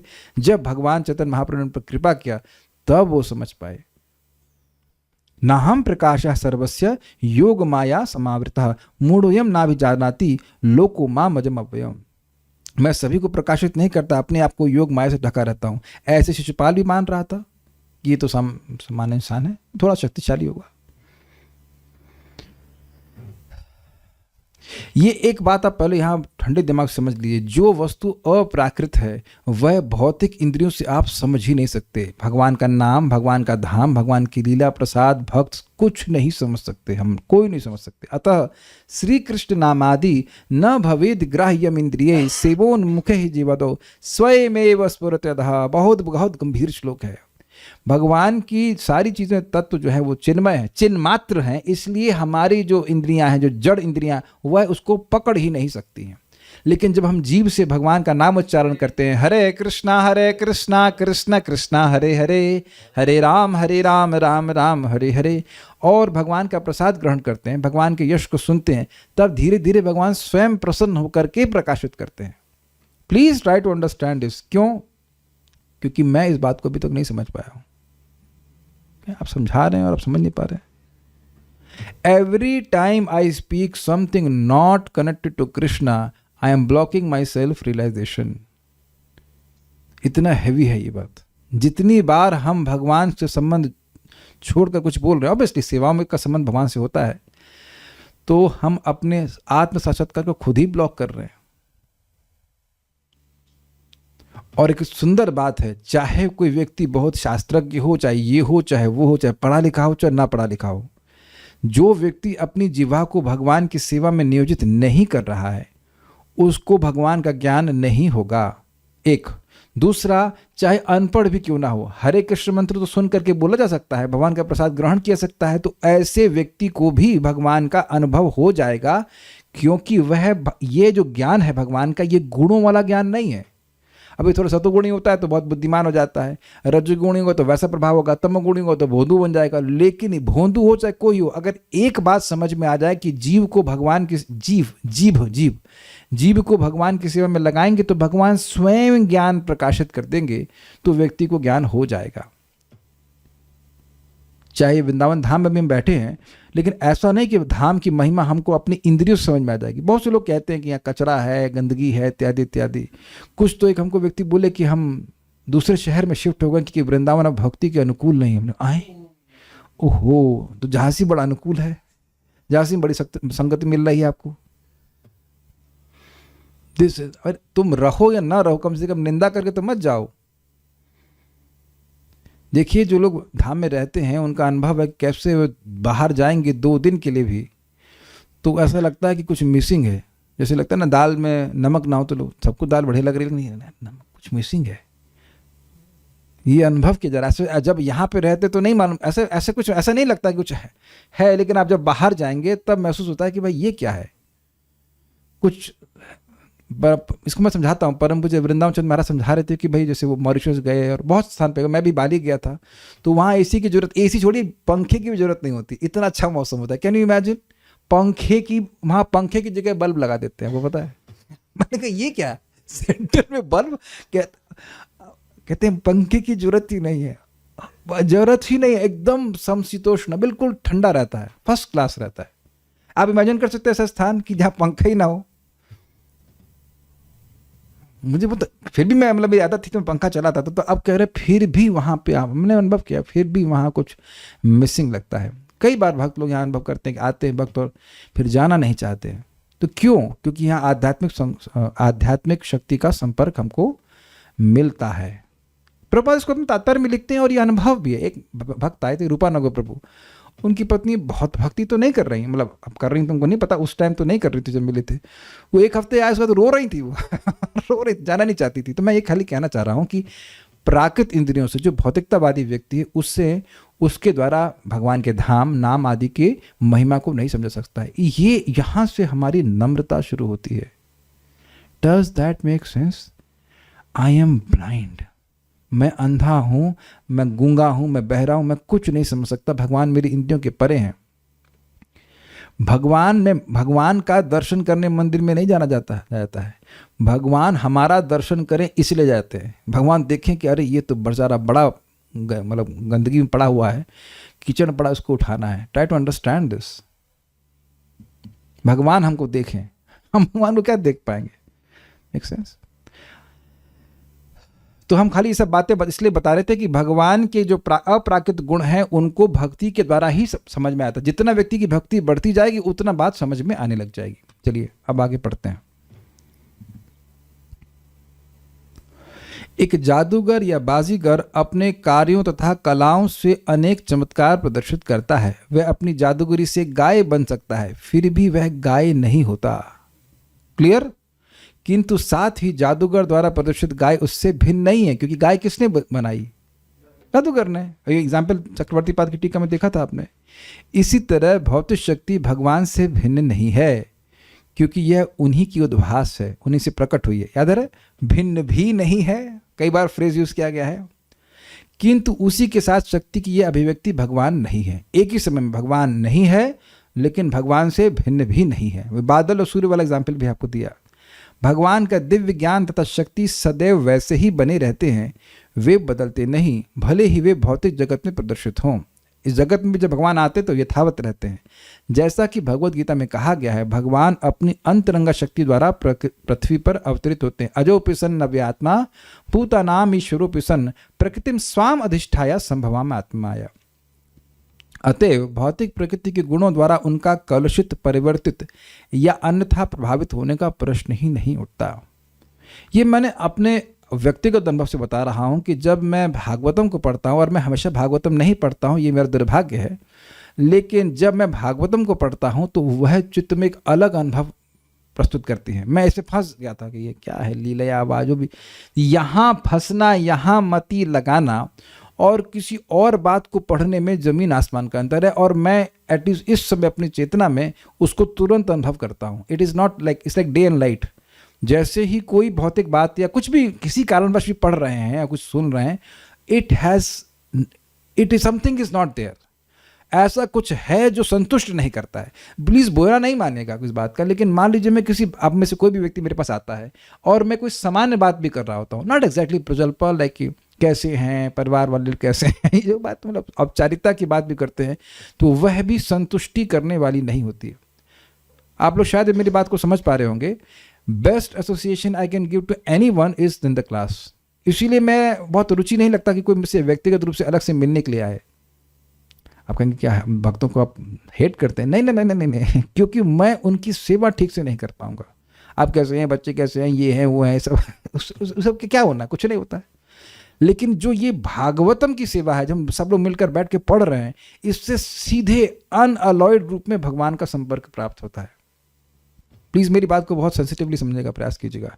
मैं ये नहीं कह रहा हूँ कि भक्तों से मिलना मुझे अच्छा नहीं लगता, लेकिन जैसे ही क्लास समाप्त होगी मैं जरूरी नहीं भगवान के बारे में बात करूंगा। Try to understand this point. Rarely कभी ऐसा हुआ है मेरे संग कि कोई व्यक्ति आया हो और बोले कि प्रभु जी हमको ये भागवतम की बात नहीं समझ में आई, या हम किसी के घर में भी जाएं तो ऐसा रेयरली ही होता है। मुझे तो ऐसा याद भी नहीं आ रहा कि कोई व्यक्ति बोले हमको वह श्लोक का वो पॉइंट समझ में नहीं आया। I am not criticising anyone. हम सभी की प्रवृत्ति, किताब नहीं होगी तो हम भगवान की बात नहीं करने वाले हैं। Make sense? तो मैं खाली ये कहना चाहता हूं कि ये शब्द हैं, जो लिखा हुआ है प्रभुपाद के तात्पर्य, ये कोई सामान्य हिंदी नहीं है। ये जागृत वस्तु है, ये अप्राकृत है, क्योंकि इसमें भगवान का यश मैं यह समझाना चाहता हूं। और इसका जितना संपर्क होगा उतना हमारा चित्त पवित्र होगा, उतना ही हम इस दिव्यता को अनुभव कर पाएंगे। ठीक है, मतलब जैसे भगवान अवतरित होते हैं और लगते हैं इंसान लेकिन होते नहीं इंसान, ऐसे ही भागवतम और भागवतम का शब्द लग रहा है हिंदी, लेकिन हिंदी नहीं, ये साक्षात भगवान से अभिन्न है, यह समझना होगा। मैं ये कहना चाह रहा हूं। ठीक है, ओके। जैसा कि भगवत गीता में हमने पढ़ लिया, भगवान अपनी अंतरंग शक्ति के द्वारा सगुण है। सगुण मतलब दिव्य गुणों से युक्त हैं, किंतु साथ ही वे निर्गुण हैं, क्योंकि वे भौतिक शक्ति के संपर्क में नहीं रहते। कारागार के प्रतिबंध उन बंदियों पर लागू होते हैं जो राजा के कानून द्वारा दंडित किए गए होते हैं, किंतु राजा कभी भी कानून की ऐसी जटिलताओं द्वारा प्रभावित नहीं होता, भले ही वह अपनी सद इच्छा से कारागार का दौरा करे। जैसे हम एग्जाम्पल कई बार दिए हैं कि भाई एक कैदी भी आता है और वह सरकारी गाड़ियों में आता है और उसमें आगे पीछे बहुत पुलिस रहती है, और प्राइम मिनिस्टर कदाचित अगर कारागार में जाए तो उसके आगे पीछे भी बहुत पुलिस रहती है, तो वो भी कैदी है। तो कैदी पुलिस के नियंत्रण में है और पुलिस प्राइम मिनिस्टर के नियंत्रण में। अंतर हो गया, बहुत अंतर हो गया कि नहीं? जब इच्छा से आएगा, आप यह भी नहीं कह सकते कि प्राइम मिनिस्टर जेल में नहीं आ सकता। वो अपनी इच्छा से आते हैं, देख रहे हैं कि जेल का व्यवस्था ठीक है, फिर अपनी इच्छा से वो चले जाते हैं। क्लियर है? ठीक है। एक और एग्जाम्पल दिया जाता है कि मान लीजिए व्यक्ति चौराहे के जाम पे खड़ा हो, ये बड़ा सुंदर एग्जाम्पल है, और ऊपर से हेलीकॉप्टर जाए, तो व्यक्ति कहे अरे अरे देखो यहाँ लाल बत्ती जल रही है और इस लाल बत्ती को मान ही नहीं रहा है। ये बेवकूफ़ी है ना कि तुम गाड़ी चल रहे हो तो तुम लाल बत्ती को मानने के लिए बाध्य हो, लेकिन जो हेलीकॉप्टर पर चल रहा है या हवाई जहाज में चल रहा है वह तो बाध्य नहीं है ना। उसी प्रकार से भगवान जब जगत में आते हैं तो प्रकृति के गुणों को मानने के लिए बिल्कुल भी बाध्य नहीं है, कभी भी नहीं है। ठीक है। विष्णु पुराण में भगवान के षड ऐश्वर्यों को उनसे अभिन्न बतलाया गया है, अर्थात वह भी चिन्मय है। दिव्य ज्ञान, बल, ऐश्वर्य, शक्ति, सौंदर्य तथा त्याग, ये सारे ऐश्वर्य भगवान से अभिन्न हैं। अब समझ में आ रहा है ना प्रभुपाद इस बात को क्यों कहते हैं? मतलब को ये ना कहे कि भाई भगवान जिन शक्तियों का प्रयोग करके जगत में करते हैं वही ज्ञान बल के द्वारा, वो सब भौतिक है। देखिए ज्ञान और बल आदि के द्वारा सृष्टि होती है। अग्रीड? मैं कहूँ रोटी बनाओ, अच्छा चलो मैं आपको बोलता हूँ क्या नाम है इनका, कल्याण प्रभु, रोटी बनाओ जाके। रोटी खाई तो कई बार है लेकिन बनाने का ज्ञान नहीं है, बल है लेकिन ज्ञान नहीं है। और मान लीजिए कोई व्यक्ति बीमार है, कोई माता जी बीमार है, तो कहेंगे ज्ञान तो है प्रभु जी लेकिन इसमें बल नहीं है। तो ज्ञान और बल का प्रयोग करके व्यक्ति सृष्टि करता है। अग्रीड? तो लेकिन भगवान अपने दिव्य ज्ञान और बल का प्रयोग नहीं कर रहे हैं, वह माया के कौर बस बोलते तुम डेलीगेट करते, तुम जाके सृष्टि करो। तो इसलिए जो भगवान के जो ज्ञान और बल आदि की बात हो रही है वह है सब चिन्मय है, स्पिरिचुअल है। ठीक है।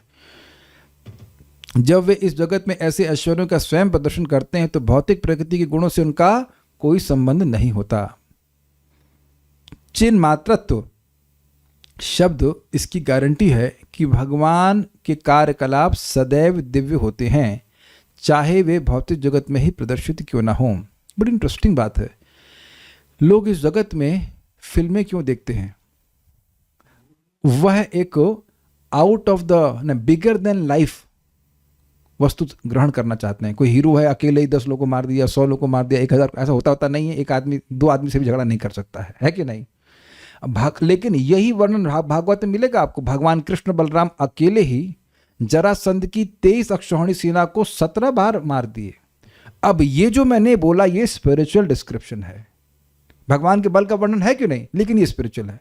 और जगत में कोई हीरो है, झूठ झूठ में 100 आदमी को मार दिया ऐसे करके, तो वह सब भौतिक है। ये बात को समझना होगा। उनके कार्यकलाप स्वयं उन पूर्ण पुरुषोत्तम के तुल्य हैं, अन्यथा सुखदेव गोस्वामी जैसे मुक्त भक्त उनके द्वारा आकृष्ट न होते। क्या मतलब है? जब हम भगवान की चर्चा कर रहे हैं तो साक्षात भगवान का संपर्क प्राप्त कर रहे हैं। इस समय भले व्यक्ति स्पष्टता अनुभव ना कर पाए, लेकिन आप देखेंगे कि इस प्रकार से कथा को सुनने के बाद मन में शांति और पवित्रता का अनुभव हर व्यक्ति करता है। इसीलिए यहाँ पे आ रहा है, किसी को पेमेंट नहीं मिल रहा है, न सुनने का न सुनाने का। ठीक है। विदुर ने पूछा कि भगवान के कार्यकलाप किस तरह भौतिक प्रकृति के गुण वाले हो सकते हैं, जैसा कि कभी कभी अल्पज्ञों द्वारा गलत आंकलन किया जाता है। भौतिक गुणों की नश्वरता भौतिक देह तथा आत्मा के मध्य अंतर के कारण है। बौद्ध आत्मा के कार्यकलाप भौतिक प्रकृति के गुणों के माध्यम से प्रदर्शित किए जाते हैं, अतः वे देखने में विकृत प्रतीत होते हैं। ये समझ में आई बात? हम इस जगत में कोई कार्य कर रहे हैं, मान लीजिए भूख लग रही है, सो रहे हैं। सोना किसका कार्य है? तमोगुण का। तमोगुण का। और उसके बाद कोई व्यक्ति बहुत बड़ा बिजनेस बना रहा है, किस लिए? वो किस चीज़ के कारण है? रजोगुण। और शांति से बैठा हुआ है, मेडिटेशन कर रहा है, तो सतोगुण। तो यह सब गुणों के कार्य है। लेकिन भगवान इस जगत में चाहे कुछ भी कर रहे हो, यो युद्ध भी कर रहे हैं, तो भी रजोगुण में नहीं है। आप समझ में आ गया? वो उन्होंने कितनी संतान उत्पन्न करी? कितना था भाई? 16,108 पत्नियां और हर एक से 10 पुत्र और 1 लड़की। यह सब रजोगुण में नहीं हुआ। अग्रीड? बस ये बोल रहा हूं। किंतु भगवान का शरीर तथा स्वयं भगवान एक हैं, और जब भगवान के कार्यकलाप प्रदर्शित किए जाते हैं तो वे निश्चय ही सभी प्रकार से भगवान से अभिन्न होते हैं। निष्कर्ष यह निकला कि जो लोग भगवान के कार्यकलापों को भौतिक मानते हैं वह निश्चय ही भ्रमित हैं। तो इस प्रकार की शंकाओं के बारे में हुआ तो कोई प्रश्न है या नहीं है?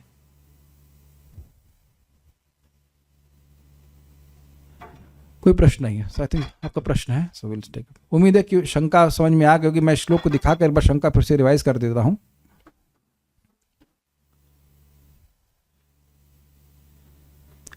कह रहे हैं कि जब भगवान पूरी तरह चिन्मात्र स्पिरिचुअल हैं तो वह प्रकृति के गुणों से संपर्क कैसे कर लेते हैं? सृष्टि के लिए करते नहीं, लेकिन शंका है। और अविकारी हैं तो वह काल के जो विकार लाने वाला प्रभाव है, जो भी रूपांतरण होता है वह काल का होता है, तो उससे भी उनका संबंध कैसे होता है? बोलिए, कुछ कह रहे थे। हरे कृष्ण प्रभु जी, पिछले अध्याय में हम पढ़ रहे थे जो भी प्रधान का रूपांतरण हो रहा है, महातत्व का रूपांतरण था, वो सब भगवान की सुपरविजन में हो रहा है। सुपरविजन, इच्छा, यस। तो और यहाँ स्वयं इन्वॉल्व नहीं है,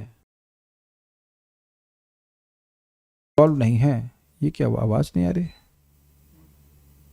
अरे बोल, आवाज आ रही है अपनों को? आ रही है, ठीक है।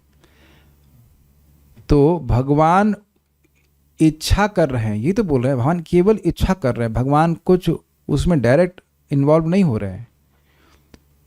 छाये, जैसे मान लीजिए मैं इच्छा ऐसे करूँ, अपना हाथ घुमा रहा हूँ इस प्रकार से, लेकिन वो छाया शक्ति, छाया जो बन रही है वो तो अलग चल रही है ना, अलग मतलब उससे अलग नहीं चल रही है। यही तो बार बार समझना है, भगवान इस जगत की सृष्टि भगवान की इच्छा के बिना कोई नहीं कर सकता।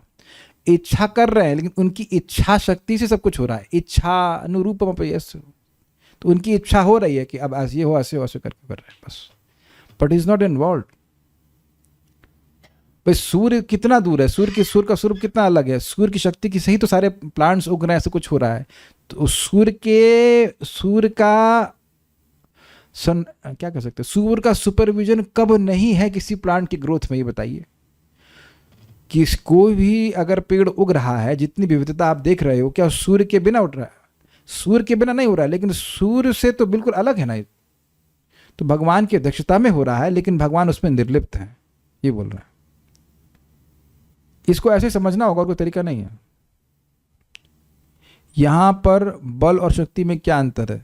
बल और शक्ति में नहीं, कोई अंतर नहीं, वो की बात है। कैसे जाने कि कौन सी भगवान की इच्छा है और कौन सी मन की चाल? बहुत स्पष्ट है। कैसे भी आप कुछ जानते हो शास्त्र के द्वारा। अगर हम बाहर की लॉलीपॉप खाना चाहते हैं तो ये भगवान की इच्छा तो नहीं है, और अगर वो भगवान को अर्पित प्रसाद है तो ये भगवान की इच्छा है। ये तो कोई बहुत कॉम्प्लिकेटेड बात नहीं है। माया का स्वरूप क्या होता है? सद असदात्मिक, कारण कारण, कार्य कारण इसका स्वरूप है। इस जगत में जो भी आप कार्य कारण देखते हो वो माया का ही प्रभाव है, और त्रिगुणमयी है, सतोगुण रजगुण और तमोगुण से युक्त माया है। और कुछ? So will stop now. Shrimad Bhagavatam की जय, श्रील प्रभुपाद की जय, निताय गौर प्रेमानंदे।